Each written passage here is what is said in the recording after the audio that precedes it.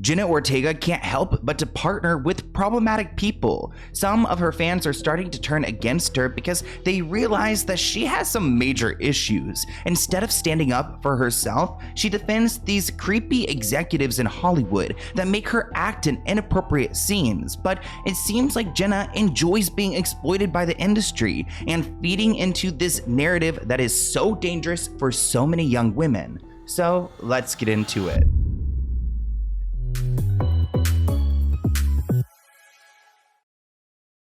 Jenna Ortega is one of the most prominent actresses of this next generation, and we had really high hopes for her, but there have been a couple of bad career moves that have people looking at Jenna differently. Now, she decided to play in a 2024 film, Miller's Girl, and the film's provocative storyline and uncomfortable casting choices triggered a lot of online debate that Jenna wasn't able to clear up. People called her performance borderline exploitative. Other people described it as uncomfortable, creepy, and indulgent of the male fantasy. Now, I do think that it's Hollywood's responsibility to tell stories, whether they're good or bad, and also to set the narrative. And I think it is really bizarre that a film came out in 2024 where a high schooler is having an intimate relationship with her much older teacher. Something that we actually see a lot of teachers arrested for, like on the daily. I saw like a woman the other day arrested for hooking up with one of her classmates. It's disgusting. It's pervy. Hollywood needs to stop making these student-teacher age gap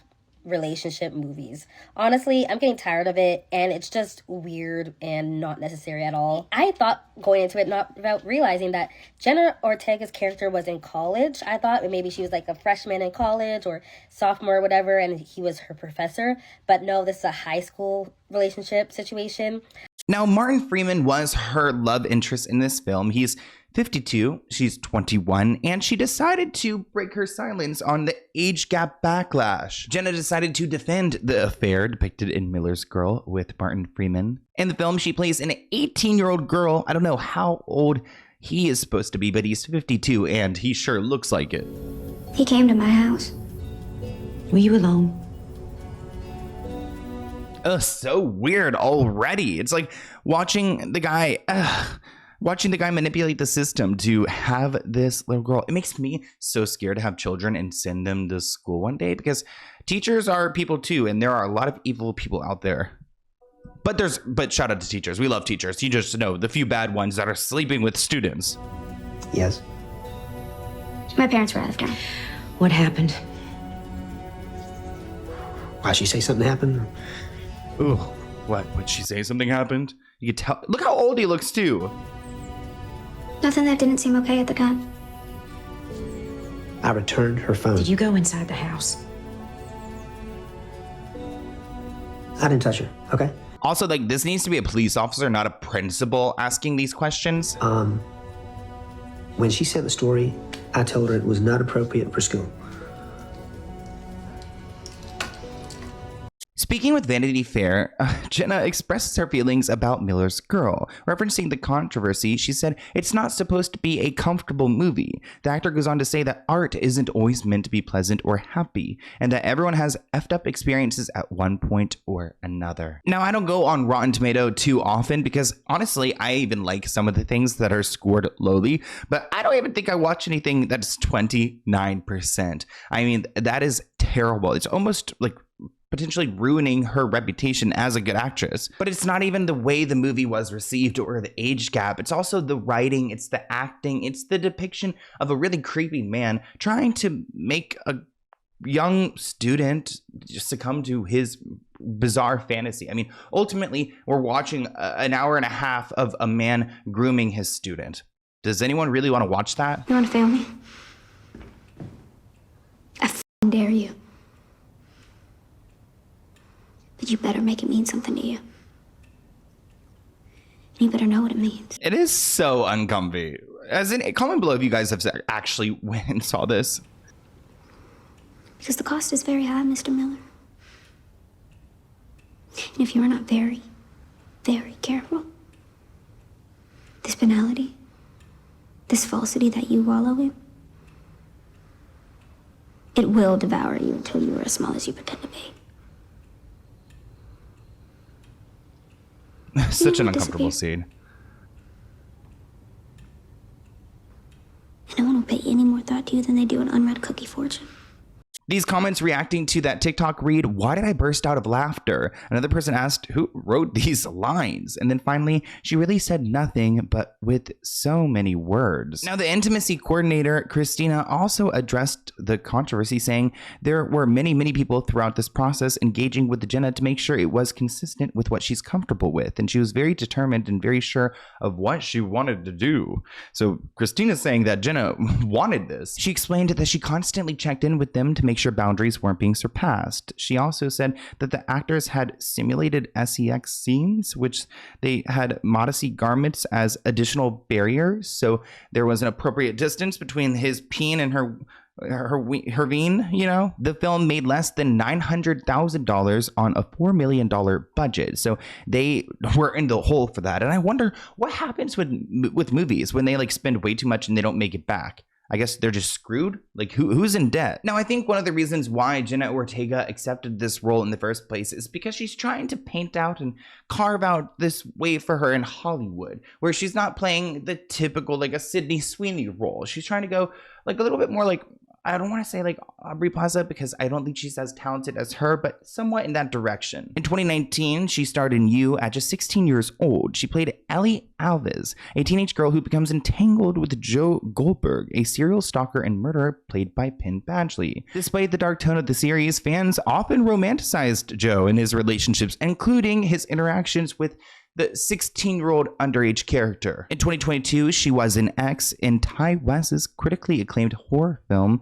Jenna played Lorraine, a shy young woman who becomes involved in the production of a 1970s adult film. Jenna was 19 years old at the time, and again, this role was also very exploitative. Wednesday, a Netflix project, wasn't explicit, yet one of the characters in the show got himself in big trouble. Now, this person wrote on Reddit that Hollywood seems to have a weird trend of having Jenna Ortega play these roles. Like, for example, in that horror film X, they mentioned that she does some weird underwear scenes and intimate stuff, but at the time of that film, she had just turned 18, 5 months before, which I thought was very odd. Almost like they were just waiting for her to turn 18 for her to play this role. In addition to accepting these roles that ultimately exploit her, she also has a tendency of partnering with problematic people. Like, for example, Martin Freeman, the guy that played her teacher, upset fans with a really inappropriate joke. TV is TV. Even if it's in Europe, it's still TV and it's going to be everywhere. And he made a joke about giving an elf some drug to then go and harm it, to like assault it. For whatever reason, in this program, he was asked who he would most likely to date, a dwarf, a hobbit, or an elf. He replied an elf, definitely, because look at them, they're beautiful, men or women. Asked if the height difference between the hobbits and the elves could be an issue, he added, I've got a ladder, it's fine, I've got drugs, I could just make them, you know, slip them into their goblet. So he talks about like drugging someone, which is crazy that he's saying like, you know, I've got these things. It's almost like he's admitting to doing this. He said some will get offended by that now because they'll call it R word or whatever, but you know, for me, it's a helping hand. Let's start with this on the press tour from The Hobbit. He was talking about how he would be into elves, but they're so tall he would need a ladder and a roofie. If you didn't think that was funny enough, here he is talking about how he wasn't hit as a kid, but he smacked around his kids when they were very young. He also said, and I quote, multiculturalism hasn't and doesn't help because rightly or wrongly it polarizes people so much, but he doesn't like racism. After telling us how non-racist he is, he went on to say he doesn't like hip-hop culture's shocker of the year while using the N-word over and over again. You should wonder about just why he was in Black Panther. And all this man is well established as a rolling turd. He did his part to help ruin the Hobbit trilogy. Now he's made probably the worst movie of 2024 in Miller's Row with Jenna Ortega. You should wonder about why, as a 50-year-old man, he felt comfortable taking that role, but when you look at his own dating history, it starts to make a little more sense there as well. Now, another creep that Jenna Ortega has backed is David O'Russell. This Reddit post reads that Jenna is working with a man who admitted to harming a family member. Jenna will be in a film called Shout Out. The director is David O'Russell. He SA'd his transgender niece in 2012. I'm tired of seeing this Aubrey Plaza want to be on the big screen. She wants to be dark and edgy so bad, but she looks like a poser. I hope she gets called out because why are you working with a man that participated in incest and SA? Now, David Russell is known for films like American Hustle and The Fighter, and I actually looked into these allegations, and it's pretty disturbing. In 2011, he was accused of doing inappropriate things to his transgender niece. He admitted to the incident during a police interview, but he was not charged. The incident remains a major point of contention and is frequently cited, as it should be. David's also known for being volatile on set. One of his most infamous incidents involves actress Lily Tomlin in filming The Heart of Huckabees, where a video surfaces of him screaming and berating her. I love Lily Tomlin. I watched her in that Grace and Frankie show. I love that show. But this video is disturbing, and we actually have footage of it. Keep in mind, it is from back in the day. Here, I'm just trying to help you. Do you understand me? No, you're not. I'm being a collaborator. I'm just trying to help you figure out your fucking picture. Hey, bitch. I'm not here to be fucking yelled at. I worked on this fucking thing for 3 years, not to have some fucking cunt yell at me in front of the crew when I'm trying to help you. Figure it out yourself. Well, I have to figure it out.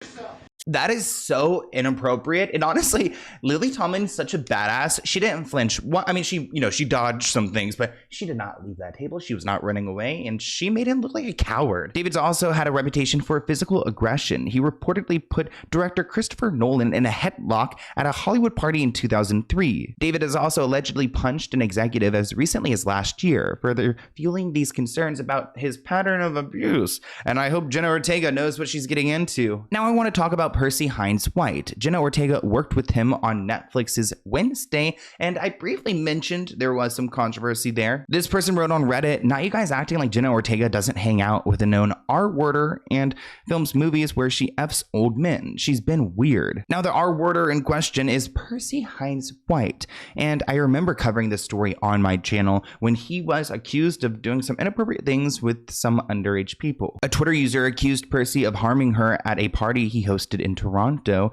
and that he had harmed other women as well. The user claimed that Percy and his friends threw parties and provided alcohol and drugs to underage girls in order to do things with them. He would pursue, have intimacy, and harm and get high with people who were 13 or 14 years old. Last time I knew that they had gotten intimate, she was 16 and he was 20. And of course, these are some really scary allegations for a young actor here just making it in Hollywood, especially with a big Netflix gig. There's a bunch of text messages as well and messages that were released and multiple people coming forward. So it wasn't like one person calling him out or making this up. He manipulated my friend who was 16 to go and do things with him while she was dealing with me overdosing and said, leave her, who cares? Come and get intimate. There were also inappropriate images of him. We're going to go ahead and blur parts of these, but more proof that he was messaging young women. And to be honest, I 100% believe all of these allegations against him. I remember how hard his team were trying to fight against these and delete them, but pictures like these, they live on forever. In his response to the allegations, he said, "Earlier this year, somebody I never met started a campaign of misinformation about me online. Because of this, my family's been doxxed. My friends have received death threats." He said underage photos of me were used and examples of me acting in character were presented as hateful. My friend Jane was falsely portrayed as a victim, and her attempts to set the record straight have been ignored. This was a big blow for Jenna Ortega because I feel like the Netflix's Wednesday was the first time I really became familiar with her work, and after that, people did not want him on the show, let alone another reboot or like a season 2. But Jenna Ortega is definitely carving out an interesting career for herself. We just recently spoke about Gal Gadot on my Let's Get Into It podcast, and this weekend, she's now fighting for her career, trying to figure out what to do next and how to impress people and who to work with, what directors does she want to be seen with. And it's interesting to see that Jenna continues to pick people who are problematic, and it makes me question her moral compass. It does. But I hope you guys enjoyed this video. Thank you for tuning in, and I'll see you in a new one soon. Bye, guys.